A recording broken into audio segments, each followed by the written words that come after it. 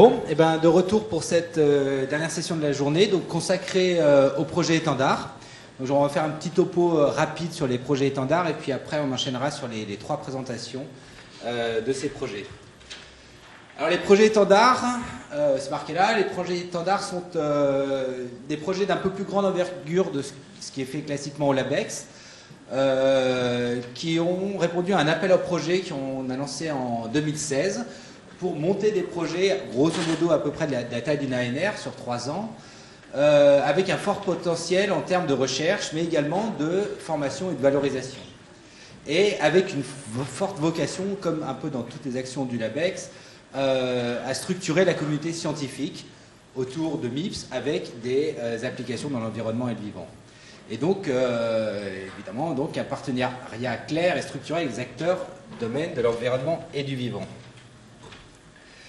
Donc on a eu un appel à projet, là on rappelle un petit peu l'historique de cet appel, une quinzaine de lettres d'intention, 9 projets qui ont été présentés, puis 4 projets qui ont été auditionnés, avec des rapporteurs externes, avec comme critères l'excellence scientifique, le positionnement du projet, la qualité du consortium, la valorisation, l'impact et le budget. Et à partir de ça, on a sélectionné les 3 projets qui vont vous être présentés dans quelques minutes. Donc, pas forcément dans l'ordre, il n'y a pas d'ordre en fait. Rhéoblood, un projet sur la rhéologie sanguine, porté par Franck Nicou. Aléine sur l'exploration karstique. Et GEM en génétique, porté par Eric Rivals. Suite à ces projets étendards, le LabEx s'est un petit peu réorganisé. Avant, il y avait 4 axes et 4 projets intégrés. L'arrivée de ces projets étendards ont été pour certains issus de ces projets, et donc on a eu une petite réorganisation interne, mais par exemple le projet intégré 100 s'est fondu donc dans le projet étendard Rhéoblood pour devenir un projet en tant que tel avec des échéances scientifiques et un propre budget. Donc on est maintenant avec 3 axes, donc modélisation, système modèle mesure, données, algorithmes et calcul, et puis 3 projets intégrés, observation de l'environnement, assistance santé et génome. Alors le premier projet, GEM, petite description très succincte.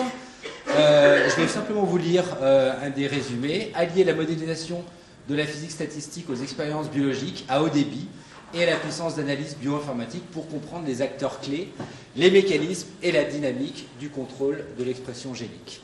Quelques mots-clés, génétique, biophysique, bioinformatique.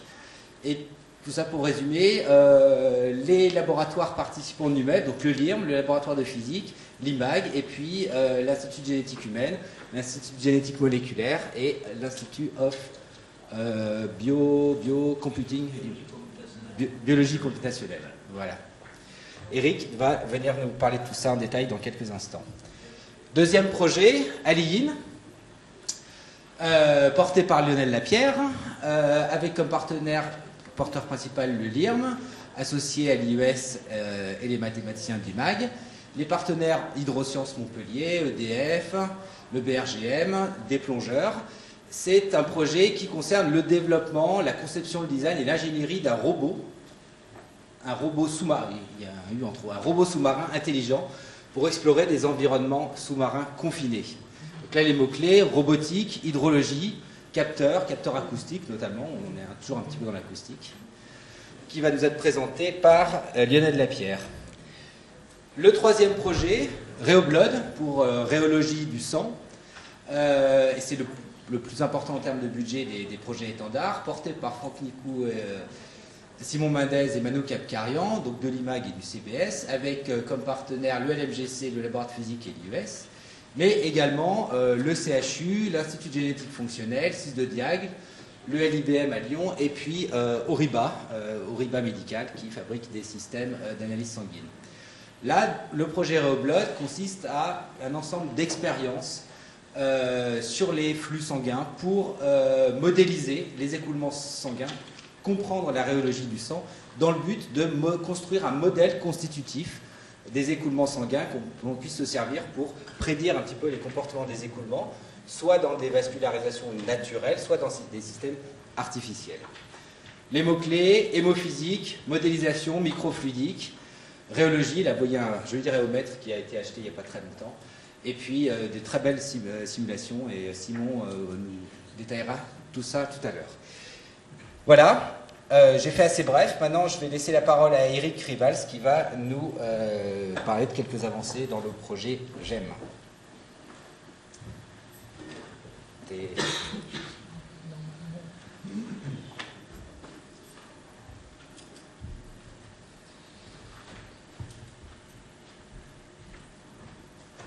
Micro, son micro.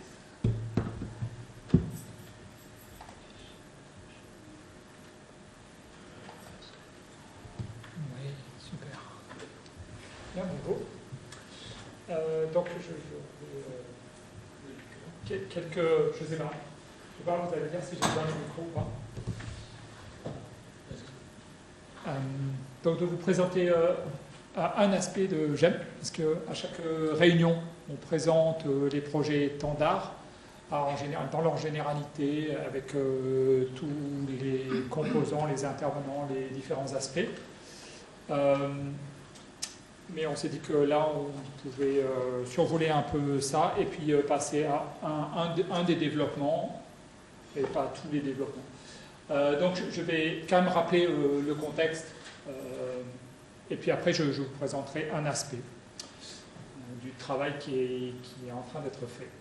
Voilà, donc comme c'est ce que vient de dire Benoît, on s'intéresse à l'expression des gènes qui sont codés dans l'ADN, et par deux étapes qui sont la transcription et la traduction, on finit par avoir d'abord des ARN, puis ensuite des protéines qui font les fonctions dans la cellule.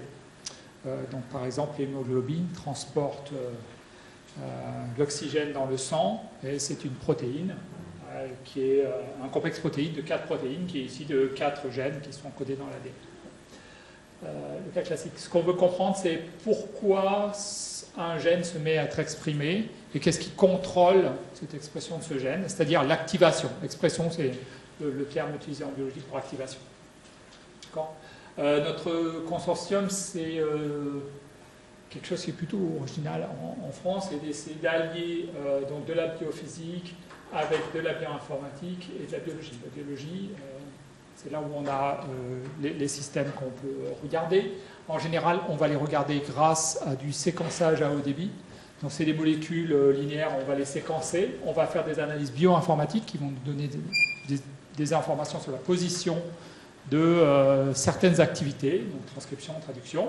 Et puis, on va faire de la modélisation biophysique. Et puis, on va essayer de retourner, faire des modèles qui nous donnent des prédictions qu'on va pouvoir tester aussi soit par des expériences directes biologiques de différents types, notamment, on espère arriver au bout à faire des validations grâce à de l'imagerie.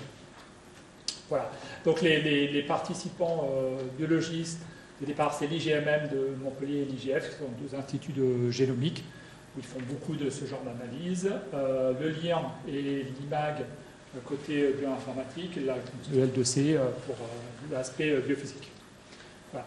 Donc, il y a, juste pour vous remettre, il y a les deux étapes centrales sont elles-mêmes, la transcription et la traduction sont elles-mêmes des étapes complexes. Donc ça, c'est une vue de comment se passe la transcription. Alors, vous n'allez pas lire le détail, mais ça, c'est la molécule d'ADN, et on voit qu'elle n'est pas juste bien droite, comme on la met en général dans les livres.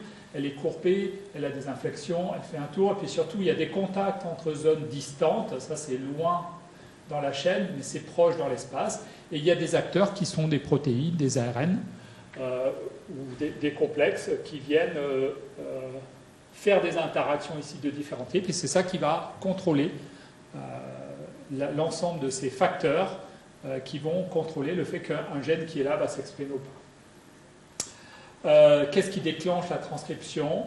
Justement, ces ensembles de facteurs. Qu'est-ce qui fait que ça change suivant les conditions? C'est ce qu'on essaie de comprendre. Et il y a des aspects épigénétiques qui sont dus à l'enroulement de l'ADN, à la condensation, donc à sa structure 3D. Donc on voit qu'il y a plein d'aspects, autant dynamiques que structurels que du contenu de l'ADN proprement dit. Au niveau de la traduction, aussi c'est un facteur extrêmement important. Hein, c'est 70% de l'énergie de la cellule est consommée par la traduction. ça produit 90 à 140 millions de protéines par cellule, okay, même chez la levure. C'est une complexité qui est assez similaire chez l'homme, qui sont tous les deux des eucaryotes. Surtout, ce qu'on pensait jusqu'à assez récemment, parce qu'on avait assez peu de moyens de détecter ça, c'est que, en gros, la machinerie qui fait la traduction, elle est stable, et puis elle est gentille, elle a un beau programme, et puis elle suit son programme, c'est-à-dire elle prend un ARN, à chaque fois elle fait une protéine, et ça se passe toujours pareil, et on sait bien comment ça marche. Et en fait, c'est pas tout à fait vrai. La composition du ribosome, on pensait qu'elle était identique, que son comportement était stable et qu'il traduisait tout ce qu'on lui donnait en entrée, tout ce qui rentrait en entrée sortait en sortie sous forme de protéines, point barre. Et en fait, ce n'est pas du tout vrai. Et dès qu'on s'est mis à regarder, à observer ça grâce à du séquençage, avec ce genre de schéma qui nous dit qu'en fait, on a une assez faible corrélation entre les niveaux de traduction d'ARN, c'est-à-dire le nombre d'ARN qui est produit à partir d'un gène, et le nombre de protéines qu'on aura au final. Donc ça veut dire que la machinerie de la traduction, qu'on appelle souvent ribosome, complexe ribosomique, en fait, il s'adapte, il change. Okay, il ne fait pas toujours pareil. Il s'adapte au tissu cellulaire, il s'adapte à l'environnement. Et là aussi, on veut comprendre les différents acteurs, notamment en regardant par exemple la composition du ribosome qui est fait de tout un amas d'ARN lui-même, d'ARN, plus suivant les espèces, entre 50 à 80 protéines. Donc, la connexion entre tout ça, c'est que vous avez à chaque fois un substrat linéaire, okay, c'est l'ADN ou c'est l'ARN, sur lequel on a des acteurs qui se déplacent, puisqu'il y a à chaque fois une lecture dans un ordre. Et donc, on va pouvoir modéliser la dynamique de cela, par exemple avec des modèles TAZEP, où on a des molécules qui rentrent, enfin des acteurs qui rentrent sur la molécule, qui vont se déplacer, donc ils vont sauter, et puis qui vont sortir à la fin, une fois qu'ils auront fait ce qu'ils ont à faire sur cette molécule. Dans les deux cas, on a ce genre de choses. Dans tous les cas, on peut essayer de faire de la modélisation, et on va pouvoir fournir des données à cette modélisation grâce à ce qu'on obtient à partir du séquençage au débit, une fois qu'on a analysé en bioinformatique. Voilà. Ça vous donne le cadre. Je vais vous donner quelques nouvelles. Donc, l'année dernière, on a commencé un nouvel co-encadrement avec une bourse de CVE2 de Sébastien Tellier avec Alexandre David. Je n'ai pas eu le temps de le mettre sur les slides, mais Sébastien a présenté vendredi, à la Cancéropole, son travail de première année de thèse, et il a obtenu le prix du poster. Et il fait des très bons exposés, c'est très intéressant, c'est marrant, parce que c'est la première année de thèse, et puis il se débrouille très bien là-dessus. Il y a eu un poste CNRS pour Jean-Charles Water qui a été titularisé ici, je ne me souviens pas, Jean-Charles est là. Il y a eu aussi quelqu'un qui était à terre au L2C qui a été recruté, qui était nouveau sur le projet, c'est Nils Ole-Valizer, et il est là aussi. Et puis on avait déposé un projet 1K avec un porteur qui est au centre Léon Bérard, c'est un des principaux centres de cancérologie en France, qui a été accepté, qui va courir sur 3 ans. On a fait une demande pour un workshop, pour un financement de workshop international. C'est juste à l'étape de l'intervention pour l'instant, mais on verra si on passe les filtres. Et puis il y a eu 2 recrutements de doctorants sur des bourses MENRT, si je ne me trompe pas, Carole et Paul qui sont aussi ici. Voilà, donc ça fait pas mal de changements. Et puis il y a un certain nombre de gens qui ne sont pas là aujourd'hui du projet, entre autres parce qu'il y a des soutenances de thèse, 3 dans les 2 jours de la BEC. Donc Chloé, ça doit être fait. Ça doit être le pot là. Maï, c'est demain. Et Sylvain Policani qui est sur une bourse moitié épigène, moitié NUMEV, qui termine et qui soutient demain aussi. Je ne serai pas avec vous toute la journée. Voilà, c'était pour les nouvelles. Parce que dans le temps, je ne me rappelle plus du temps. Donc là, j'ai fait 7-8 minutes, c'est ça 10 en 20 minutes. Ok. Voilà. Ça va? Vous avez peut-être des questions déjà. Vous pouvez aussi m'interroger. Je suis parti sur le chapeau de roue. Donc n'hésitez pas.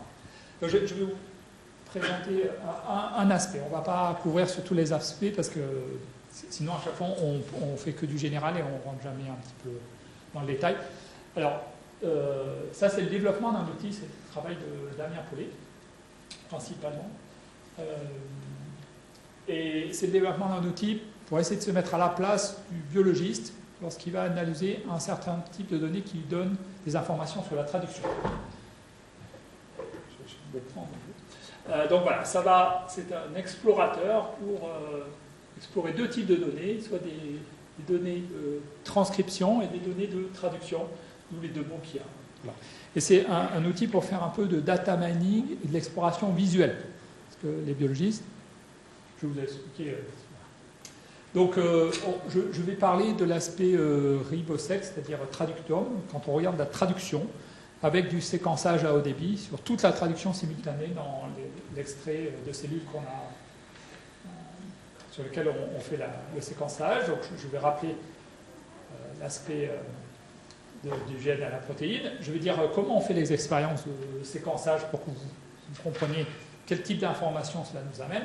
Et puis, je vais vous montrer un peu l'outil, à travers des captures d'écran d'interactifs, qu'est-ce qu'on fait, et pourquoi on le fait, et pourquoi le biologiste veut faire ça. Et pourquoi on a fait cet outil pour faciliter cette étape.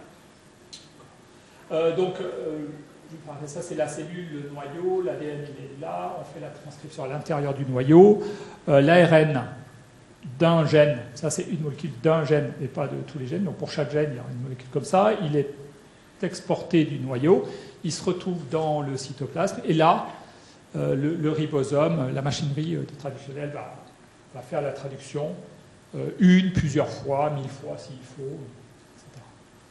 Alors si je prends cet ARN et que je l'étends, voilà, j'ai cette phase-là de la traduction, j'ai trois phases. J'ai un premier morceau où le ribosome va s'assembler. Donc il y a plusieurs sous-unités, sous-parties du ribosome, ça va s'assembler. Ça ressemble à un poulet de loin, hein. Mais en fait non, c'est pas un... Donc il y a la petite sous-unité, la grosse sous-unité, la protéine arrive, elle détermine certains signaux, elle commence à scanner, c'est une sorte de vérification du matériel qu'elle va devoir traduire. Et puis si tout se passe bien, la grande sous-unité se joint, donc l'ARN passe à l'intérieur de ce bloc et le ribosome va progresser.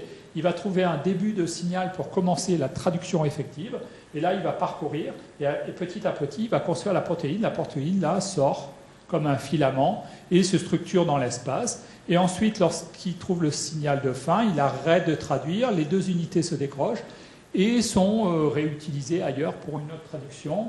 Et la protéine se détache du ribosome puisqu'elle est terminée. Okay, on va zoomer. Donc, il y a trois blocs.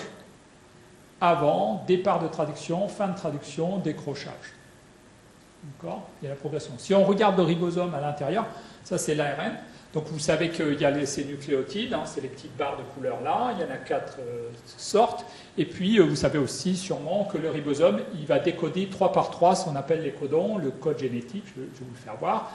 Donc il y a un ARN de transfert qui contient un élément de la protéine qui est un aminoacide. Il arrive, il est chargé avec la petite boule, il rentre là.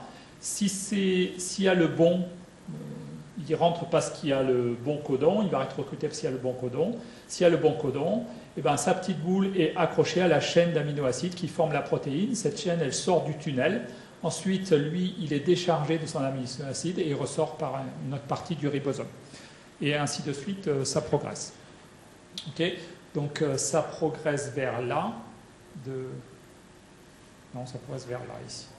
Je ne sais pas pourquoi on l'a mis de ce côté-là en général. Enlever en sens inverse. Ça va ?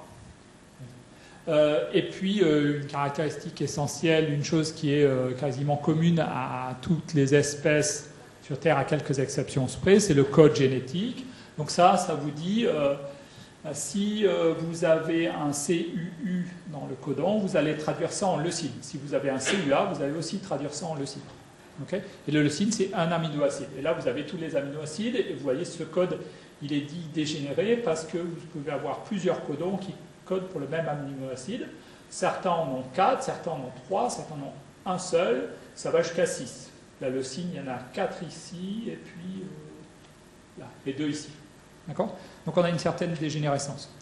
Alors, on vous avait parlé dans un exposé précédent d'un travail qu'on avait fait sur le fait que tous les codes ne sont pas utilisés de la même manière. Selon ces espèces, il y a une utilisation préférentielle de certains codons dans certains gènes qui vont être traduits rapidement. Donc ça montre bien que déjà il y a une sorte de modulation au niveau de la traduction qui se passe. Voilà, ça c'est le cadre. Donc maintenant je vais revenir sur la structure des ARN. Je vous ai dit, tout à l'heure il y a 2 blocs, on s'installe, on décode, on traduit, on finit, et puis là il y a le décrochage. D'accord ? Et il y a une autre structure interne, le premier signal pour trouver le tout début s'appelle la cape. Là il y a un petit signal juste après qui va indiquer qu'il faut qu'il y ait traduction. Il y a une partie où le ribosome il avance et là, cette partie-là n'est pas traduite en protéines. Okay, c'est là où il y a l'assemblage des 2 morceaux. Et puis, il y a le début, il y a le départ, le signal de départ, et puis là, le signal de fin. Et puis là, le ribosome se met à traduire, et pour chaque triplet, dans la phase, évidemment, si on part à telle position, ça définit tous les triplets de la chaîne, on va construire l'amino acide, et ensuite, on retrouve une zone non traduite, et puis la fin. D'accord, la partie de décrochage. Et donc, cette image-là, qui est l'image dans tout, vous avez la plupart des bouquins, ça implique une chose, c'est un dogme. Ben, si vous avez un truc comme ça, vous avez une partie traduite, donc vous faites, à chaque fois que vous voyez cet ARN, vous faites une protéine qui est déterminée, puisque si vous ne changez pas les codons, ça mènera toujours la même protéine, on est d'accord. Or, ça, c'est pas vrai. Ça, c'est une des complexités qu'on vient de voir récemment. Donc ça, c'est un papier de 2015 par une équipe canadienne. Ce n'est pas les seuls, et vous allez dire, c'est la mort de ce dogme. En fait, quand vous avez un truc comme ça, vous n'avez pas toujours la même région qui est traduite. Il y a de la variation. Donc ça se présente comment? Le modèle qu'on avait jusqu'à présent, ça se présente comme ça. Il y avait une partie non traduite, une partie traduite, une partie non traduite, basta. Et donc la partie codante, coding sequence, elle était en bleu, là, ça part du début à la fin, et ça vous donne une protéine. Et en fait, eux, ils disent non, c'est pas ça. La plupart du temps, il y en a une région de traduction qui est assez longue, qui est ici, mais vous pouvez avoir des régions alternatives, c'est pour ça qu'il y a un alt ici. Alors on dit alt-or, je vous dirai pourquoi après, qui peut être là, qui peut être en général plus petite, elle peut être avant dans la partie qui est censée ne pas être traduite, elle peut être à cheval sur la partie non traduite, elle peut être à l'intérieur, mais dans ce cas-là, elle doit être décalée et pas dans la même phase, sinon ça serait une sous-partie de ça. Elle peut être à cheval sur la fin ou dans la partie non codante après. D'accord ? Donc on peut avoir non seulement ça, mais en plus 5 autres types souvent des protéines plus petites. Alors les biochimistes ont un terme qui s'appelle peptide plutôt que protéines. Voilà. Et ça, comment les découvrir ? Alors soit vous faites, il y a 2 types d'approches, soit vous faites de la traduction automatique, vous faites un traducteur... un Google Translate, mais pour les protéines, et vous rentrez tout ce que vous connaissez comme ARN dedans, comme séquence d'ARN, et vous faites une traduction automatique, et dès qu'il y a un petit morceau qui peut être traduit, ben vous dites, tiens, ça pourrait donner ça. Ou alors vous regardez où se positionnent les ribosomes, c'est ce que nous, on va faire. Alors comment on regarde où se positionnent les ribosomes? On a une expérience qui date de 2009, qui a été inventée par ces 2 personnes-là, du labo de Weissman. C'est une modification du séquençage d'ARN, classique, qu'on appelle RNA-seq, qui est un petit peu plus ancien. Et ça s'appelle du coup ribosec ou ribosome profiling, parce qu'on va voir où sont les ribosomes sur l'ARN. D'accord ? Donc ça se passe comme ça. On prend l'échantillon, on récupère tous les ARN qui sont en train dans la cellule, et donc un certain nombre vont avoir des ribosomes sur eux en train de traduire. Et ici, on a 2 ribosomes sur le même. On peut avoir plusieurs ribosomes sur le même ARN en même temps. D'accord ? On va récupérer que ceux qui ont des ribosomes. Et puis, on va grignoter toutes les parties qui ne sont pas couvertes par des ribosomes. C'est pour ça que là, ça devient en pointillé, parce que ces parties-là disparaissent. Une fois qu'on n'a plus que les petits morceaux bleus qui sont à l'intérieur de tous ces ribosomes, on récupère tout ça, on sépare les 2 unités de la ribosome qui vont se dégager, et on va récupérer que les fragments qui sont à l'intérieur des ribosomes. Ça, on va le mettre en parallèle dans une machine de séquençage. Et la machine de séquençage va vous sortir, par exemple, une des expériences qu'on a faites récemment, c'est 40 millions de fragments qui vous disent où sont les ribosomes, où étaient les ribosomes sur vos ARN dans la cellule. D'accord ? À partir de ça, on connaît le génome de l'humain, par exemple, on connaît les transcrits qui ont été observés ou les transcrits potentiels qui sortent du génome humain. Et donc, on peut voir, on peut repositionner par similarité de séquences tous ces petits fragments, ça c'est l'analyse bioinformatique, tous ces petits fragments sur les séquences d'ARN qu'on connaît. D'accord ? Et ça va nous dire où sont ces ribosomes, puisque ça, c'est la position, ça nous dit la position des ribosomes. Donc, dans cette étape, il y a deux étapes un peu... C'est qu'on gèle les ribosomes parce qu'ils sont à un endroit et on veut qu'on les arrête à un endroit. Donc, on digère ces fragments. Ça peut entraîner des difficultés, des choses. Il faut comprendre les différents aspects de cette partie de la manip. Et puis, on récupère ces petits fragments qu'on appelle Ribosome Protected Fragment, ou RPF. Voilà, puisqu'ils étaient à l'intérieur des ribosomes, ils étaient protégés par les ribosomes de la dégradation qu'on a faite ici. En général, c'est entre 25 et 32 nucléotides. Ce n'est pas beaucoup d'informations de séquence. Voilà, donc une fois qu'on les a repositionnés, on marque le début de chaque fragment et on fait un comptage sur chaque position. Donc là, c'est les positions dans mon ARN, par exemple, le début, à partir du site de transcription, et puis jusqu'à la fin, jusqu'au codon stop. Voilà. Et donc, on voit une accumulation juste avant le point de départ, et puis une accumulation tous les 3 nucléotides. On a une sorte de périodicité comme ça, puisqu'on avance codon par codon, 3 par 3. Donc il y a deux éléments qu'on voit lorsqu'on repositionne toutes ces séquences et qu'on fait des comptages, c'est qu'on a une phase qui est préférentiellement observée quand on fait des ribosomes, parce que si on regardait les ARN sans ribosomes, on ne verrait pas cette différence entre les 3 phases. Les 3 phases, c'est 0, 1, 2, et puis après on recommence 0, 1, 2, etc. Et puis on a un grand prix au tout début, comme je viens de vous le montrer. Voilà. Donc ça, c'est 2 choses qu'on doit vérifier une fois qu'on a repositionné ces séquences. Maintenant, qu'est-ce que fait un... j'ai un collègue, Alex, là, qui est venu.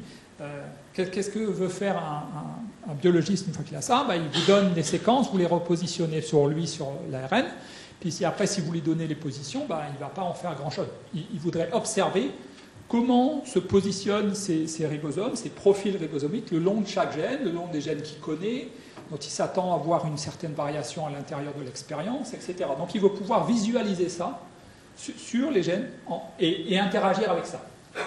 Donc on a essayé de faire un outil qui permet de faire interactivement ça pour le biologiste.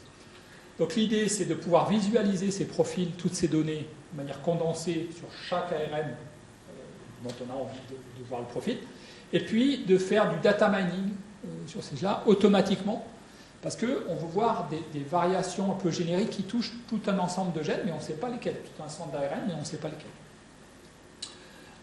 Donc l'idée, c'est de pouvoir faire des étapes de contrôle de qualité, de labellisation, de gérer des spécificités sur la longueur de ces fragments, et puis de chercher automatiquement des gènes d'intérêt. Ça veut dire des gènes dont le profil varie dans certaines régions a priori non traduites, puisque je vous dis qu'il pouvait y avoir des traductions alternatives. On devrait voir s'il n'y a pas des traductions alternatives. Le profil général change, et puis les régions, on peut contraster la région usuellement traduite aux régions usuellement non traduites pour voir s'il y a des variations automatiquement. Donc vous pouvez faire ça sans diriger, sans dire fais ça sur tel gène, mais donne-moi tous les gènes qui ont telle ou telle caractéristique automatiquement. Voilà. Et puis on veut que ça soit interactif, que ça s'adapte à différentes conditions et que ça soit facile à utiliser. Voilà. Je vous montre quelques exemples du logiciel. La première chose, c'est qu'on peut rentrer plusieurs jeux de données. Parce qu'un biologiste, on ne va pas regarder une situation, il va en regarder plusieurs, il va comparer les différentes situations, il va regarder les changements différentiellement. Donc ici, ça, on a le panneau de chargement des données. On charge chacune des données de 4 expériences. Donc si on a par exemple 2 conditions et pour chacune 2 réplicas, on va avoir 4 jeux de données. Okay, donc 4 expériences de séquençage vont être chargées à l'intérieur du logiciel les comptages des positions sur tous les ARN qu'on connaît. D'accord ? On va...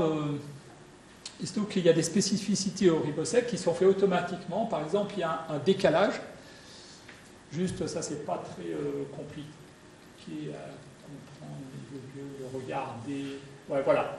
Quand on est là, vous voyez que le fragment qui est couvert, il démarre au bord du ribosome et il traverse tout le ribosome. Donc, quand vous positionnez le fragment sur une séquence, vous avez la position de départ. Mais le codon qui va être traduit, il est au milieu du ribosome. Donc, il y a un décalage. Okay ? Et en fonction de la position des fragments, on arrive à deviner quel est le meilleur décalage pour chaque expérience.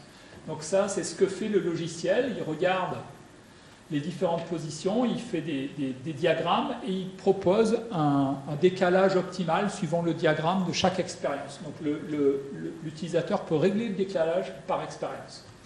Une fois qu'il a ça, il va pouvoir faire des contrôles. D'abord, il va regarder si son expérience s'est bien passée, s'il touche à concorde, donne des choses logiques. Donc on fait un diagramme par exemple des longueurs et on voit bien qu'on a la plupart des longueurs de nos fragments qui sont positionnés, ils sont bien entre 26 et 32, ce qui est attendu pour ce type d'expérience. Des raisons, il y a des fragments un petit peu plus loin, il y en a quelques-uns, mais ça représente, dans la totalité, ça représente des choses minimes.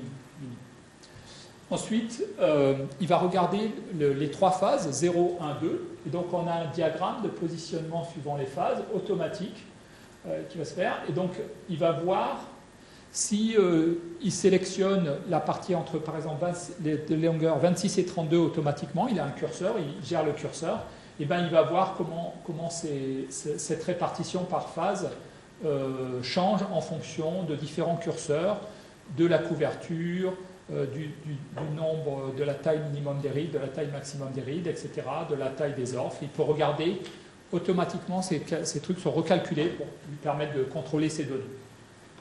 Okay. Une fois qu'il a fait ça, il va choisir, déterminer des bonnes longueurs de fragments à prendre en compte, et le logiciel va se restreindre automatiquement à ce sous-ensemble de fragments-là, sans qu'il ait besoin de refaire une analyse bioinformatique au préalable. Et ensuite, il va passer à la partie exploration. D'accord ? Est-ce que ça va ? Ou peut-être si je vous ai paumé, si vous avez des questions. Donc ici, il a un ensemble de gènes qui sont couverts. Le logiciel lui donne la liste ou lui donne des points sur un diagramme. Il peut cliquer sur un des points. Il va afficher le profil. Ça, c'est un ARN. Donc là, c'est un ARN particulier. Donc on a la partie a priori non traduite, la partie qui est donnée dans les bases de connaissances comme étant traduite, et puis la partie non traduite à la fin. Hein, les trois assemblage, traduction, désassemblage.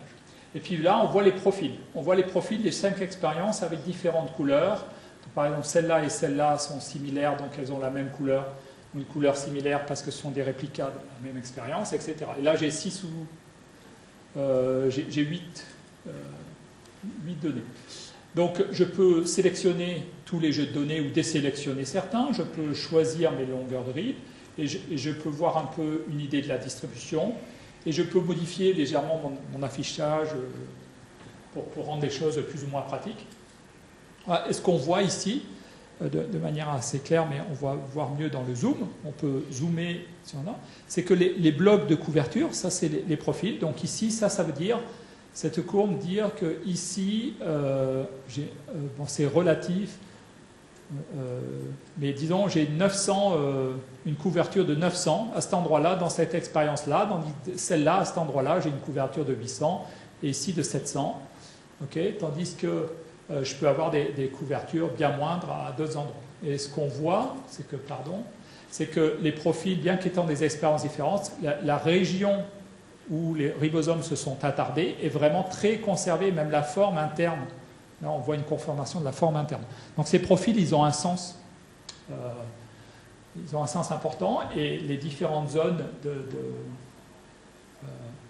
de concentration des ribosomes ou des zones où les ribosomes passent vite vont intéresser le biologiste, et on peut voir comment ça change dans les différentes expériences automatiquement. Donc ça, c'est la visualisation, l'exploration, le zoom, le détail. Ensuite, on peut demander à l'outil de poser des requêtes. On va faire des requêtes, on va lui rentrer des requêtes sur la concentration de ces données de ribosomes, suivant différentes zones, sous-zones des ARN. Et donc, on va dire, dans les zones qui sont actuellement non traduites, est-ce que tu vois de la traduction avec tel niveau de traduction? Puis on va compléter avec un autre critère, on va rentrer un certain nombre de critères, il va automatiquement sélectionner tous les gènes qui répondent à ces critères, et il va les sortir. On voit les données comptables, j'allais dire, des comptes, et puis on voit les boutons pour chaque gène, et à chaque fois, s'il veut visualiser un gène, il clique sur un bouton, et il a les données sur chacun des gènes. Donc si on veut détailler ici, je peux filtrer sur le nombre de fragments qui sont positionnés, dans quelle sous-région annoter là, pour tout ou une sous-sélection des expériences. Et puis, je peux faire un critère sur le minimum, le maximum, la moyenne, etc. Et je peux utiliser la certaine AR, et à chaque fois, il recalcule le nombre d'ARN ou de gènes questionnés. Voilà. Donc, c'est relativement souple. C'est relativement souple. Vous pouvez faire des requêtes un peu d'un autre type. C'est que vous pouvez dire, bon, il y a des zones traduction, non-traduction qui sont annotées dans les bases de données, mais comme on a vu ça, c'est une vue, on sait qu'elle n'est pas tout à fait réelle, donc vous pouvez dire, bon, étant donné les annotations, quelles sont les choses qui varient entre deux conditions expérimentales, par exemple une cellule cancéreuse ou une cellule saine, du même type de tissu, et on va voir des gènes, chacun des points ici vont être positionnés suivant qu'il y a un changement entre les deux conditions et sur les deux zones, les accumulations de ribosomes dans les deux zones annotées. Donc ici, par exemple, c'est un profil d'un gène. On voit que avant, dans la zone qui est censée non traduite, on a une zone d'accumulation de ribosomes dans les deux conditions. Mais à l'intérieur de la zone qui est censée être traduite, dans une des conditions, on n'a quasiment pas de traduction, et dans l'autre, on a un profil qui montre une traduction assez forte. Donc ici, on a un gène qui a changé entre les deux conditions. Dans une condition, il n'est quasiment pas traduite, ou à un niveau basal qui est peut-être du bruit, et dans l'autre condition, il est assez fortement traduit. Et donc, on va pouvoir, par exemple, prendre ce gène-là et le cibler pour une expérience de vérification en protéomique, pour voir si effectivement, dans cette condition-là, on retrouve cette protéine. Voilà. Comme on a des zones qui sont annotées dans les bases de données, mais qui ne sont pas forcément réelles, qu'on peut avoir des régions traduites alternatives, l'utilisateur peut aussi faire des requêtes sur des zones que lui va définir et qui peuvent contredire les zones annotées. Voilà. Et là, il va pouvoir découvrir des sous-parties de ces ARN qui vont changer entre les expressions, entre passage d'une expression, traduction dans une zone théoriquement non traduite, dans une condition, et traduction de la zone théoriquement traduite dans une autre condition. Et on va avoir un shift de traduction dans la position. Voilà, il va refaire le même genre d'analyse, et l'outil va lui sélectionner automatiquement les gènes, va montrer que là, ça c'est un sous-ensemble de gènes qui passe d'une situation de traduction dans une condition à une autre, quand on a comparé les deux traductions. Donc, avec cet outil, on a assez de souplesse et on prend en compte vraiment les caractéristiques de ce type de données pour explorer ça. Et il n'y a pas d'outils, on l'a fait parce que justement, il n'y avait pas ce genre d'outils sur le marché. Il y avait des outils qui faisaient le contrôle de qualité, mais pas ce type d'exploration et pas d'exploration automatique de type data mining. Alors, il y a sûrement plein de choses à améliorer, mais on espère finir ça, la doc, tout ça, et l'envoyer à publication dès que j'ai fini mes rapports et tout ça. Voilà. Je vous remercie pour votre attention.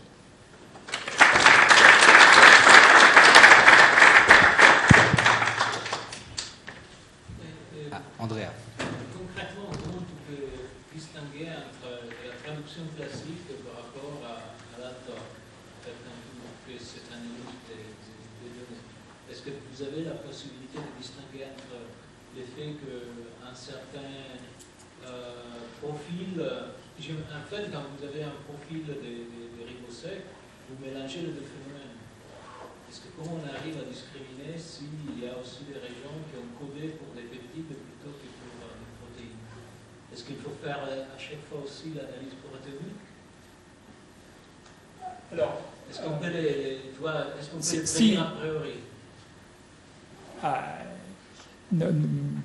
Alors, comprendre la régulation. Oui. Alors, tu vas avoir des candidats. Oui. D'accord. Après, si tu veux vraiment faire, il faut faire effectivement une vérification de la présence de la protéine. C'est ce que des gens ont fait. Hein. Il y a déjà des expériences qui ont été faites, pas avec ce type d'outil pour prédire les candidats, avec d'autres manières, une manière systématique. On regardait toutes les zones qui pouvaient être traduites systématiquement. Et puis, vérification protéomique derrière. Pourquoi vérification protéomique? Parce que même si la protéine est traduite, le peptide est traduit, il peut être aussi dégradé. Dans la cellule, il y a des complexes de dégradation des protéines. Donc, il y a un temps de vie. Et donc, c'est difficile d'avoir des... On veut aussi détecter des peptides qui vont rester suffisamment dans la cellule pour avoir un effet de long terme sur la cellule. Okay, donc, par exemple. Donc, si tu veux vraiment prouver que le peptide est là, effectivement, tu vas devoir faire une vérification protéomique, par exemple. Est-ce qu'on peut faire de la protéomique résumée en temps? Ouais, j'en sais rien, mais peut-être Alex peut m'aider. Non, une durée. Faire du Cylac. Ça, c'est possible. Du Cylac, tu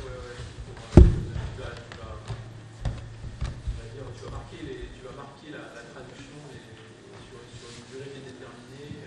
Par exemple, tu peux utiliser des statistiques. En fait, on peut voir l'évolution aussi. Tu peux regarder entre deux conditions, juste pendant 30 secondes ou 1 minute, c'est synthétisé.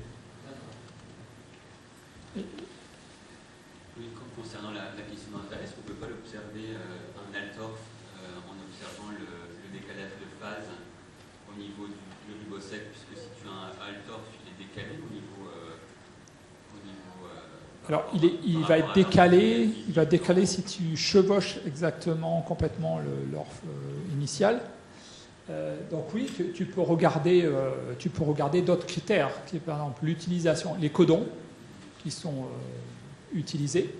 Tu peux regarder si ça correspond à une traduction de ton hôte, ou par exemple d'un virus dans ton hôte, etc.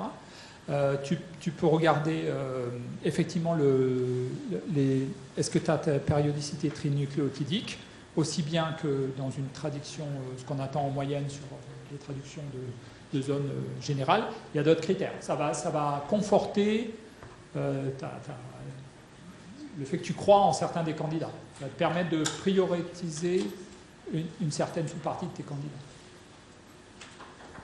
Ça ne va pas être une preuve en soi.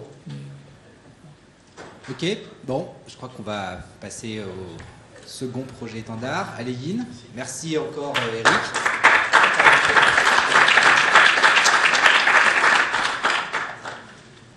On va écouter Lionel maintenant. Bonjour.